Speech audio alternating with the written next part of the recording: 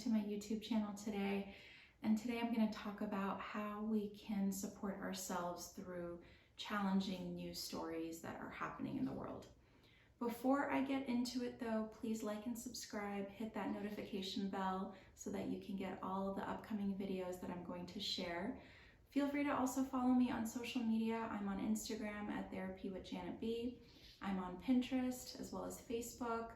I also started a podcast as well with my good friend and colleague, Susie Halajian. You can find us on Apple, Spotify, and Google. It is called Couch Time Podcast, and I will link it below. All right, so let's get started today. This topic is incredibly difficult, but I know that we all struggle with it and face it, so I believe it's important that I talk about it. I just want to acknowledge first that the world can sometimes feel like a scary and incredibly challenging place. So I absolutely want to validate that it's incredibly difficult. What all of us are seeing happening in the world through the media, through some of our friends and families that are actually on the ground in some of those places. So I absolutely want to validate how hard it is and how hard it can be. I know that I've also had a difficult time with a lot of the challenges that we've been seeing across the globe happen. What I first want to talk about in terms of this particular thing is it is important that we do protect ourselves nonetheless, because our lives go on. We have children that we need to care for, we have jobs, we go to school, we have a lot of responsibilities. And if we burn out because of the news, then it's not necessarily helpful for our lives. So I do want to emphasize the importance of taking care of ourselves and getting through these challenges in terms of what's happening in the media.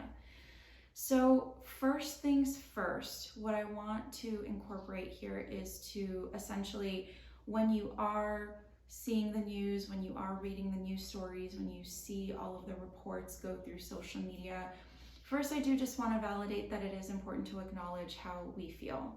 We can feel shock from those images, we can feel disgusted by those images, we can feel pain, hurt, grief. For many reasons, there's a lot of things that are happening globally right now, so we may feel connected to the land, for example, or connected to a specific place, due to religion, or maybe we have friends and family there.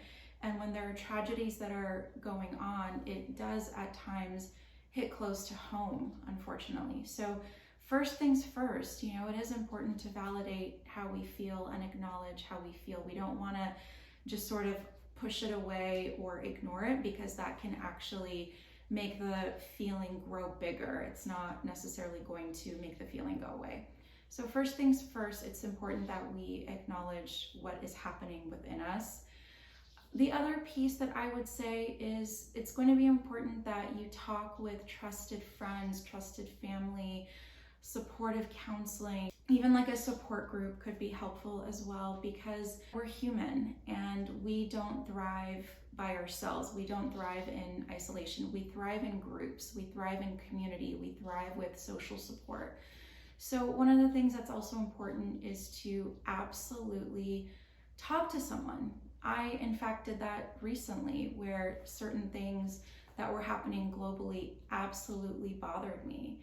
And so if I feel like there are people in my life that are safe, whom I can talk to about it, that's what I did, and that's what I would encourage that you also do as well. The other piece that I would say what's going to be very important is to limit your time on social media. So with that being said, so much of these news stories are shared on social media. A lot of our friends share it. We may follow different news outlets on social media and they break the stories as well. So it's going to be absolutely important that we set limits on our social media. With social media, especially places like Instagram, Facebook, it's based off of an algorithm, and it's based off of what our friends are sharing. It's based off of, what's popular, what's trending on that day. So we don't always necessarily have control over what pops up. So with that being said, what I would indicate here is we gotta limit it And we also have to control it in a sense where maybe we need to mute certain stories from our feed, or maybe we need to unfollow certain accounts or certain outlets for the time being in order for self-preservation. There is absolutely nothing wrong with that, and that's actually very important. So if that's something that you haven't done, I would actually highly encourage that you try it and just see how you feel. See how you feel after a couple of days and if you notice a difference within yourself. The other thing that I would also encourage is to create time for yourself away from news, and to create like happy experiences or happy times where you can enjoy your life. I know for me personally, and I don't know if there are people out there that can relate, I hope we can all relate to each other, but there was a time when I actually felt guilty for spending, happy times throughout my day-to-day, because I was like, oh my gosh, there's such sadness and such pain happening around the world, and I feel guilty for taking that time. But what I've realized is, again, it's so important to preserve myself so that, I can be more present if I want to potentially donate or potentially sign petitions or write to my congressman, for example. I can't do that if I'm burnt out. I can't do that if I'm not taking care of myself. So it is absolutely important that we create time for ourselves that are nourishing, that are happy, that we can enjoy our lives. And it is important to enjoy our lives because we also have to remind ourselves that life is beautiful and life is enjoyable, and we need to do it. I know for me personally as well, having some time to reflect on gratitude and to reflect on all of my blessings have been so helpful, because I know that I am very lucky to be where I am, and I'm not in, necessarily like a war-torn country right now. So one of the things that, if you can incorporate in your day, please do, is to focus on what you do have gratitude for and how you do appreciate and enjoy your life. See if that absolutely changes your mood and changes how you feel. The other piece, I pretty much recommend this in all of my videos, and I'm going to say it again, is if you are noticing that this is impacting your mental health, if you're noticing that you have increased anxiety, or if you have depression or even PTSD symptoms or anything along those lines, I'm gonna recommend therapy. It means that something within you is triggered, or something within you is so deeply impacted that it's affecting you in that way. And it is important to talk about it with a professional, to talk about it in a safe space. So reach out to your therapist if you currently have one. If you don't currently have one, feel free to look into someone that is maybe in your area or offering telehealth. A good website to start is psychologytoday.com. You can also look into openpathcollective.com if you're needing a sliding scale. You can also contact your insurance to see if they can send you a list of providers within your insurance that is covered. So that is my little 2 cents. Therapy is good, therapy is supportive and helpful, and feel free to look into that. The other thing that I would also indicate is you can also be mindful of the news outlets that you're following. Certain news outlets are maybe sort of right through a certain lens or through a certain narrative, and that can trigger us too. So it is important to follow those news outlets that are unbiased, that report the facts, so that we can educate ourselves and know what's going on.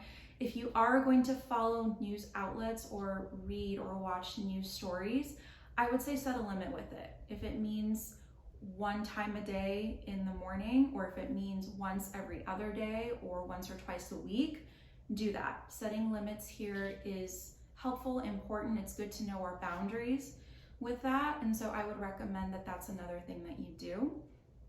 The other thing that you can do, which is so hard, it was so hard for me, but I'm working on it, and it's been so helpful and supportive, is to accept what our limitations are.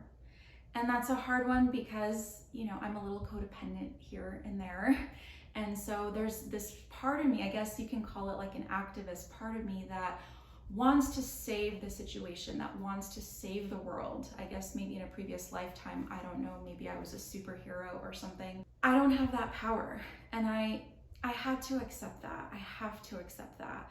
Now, it doesn't mean that I can't contribute. It means that, I'm being very realistic within myself of what I can and cannot do.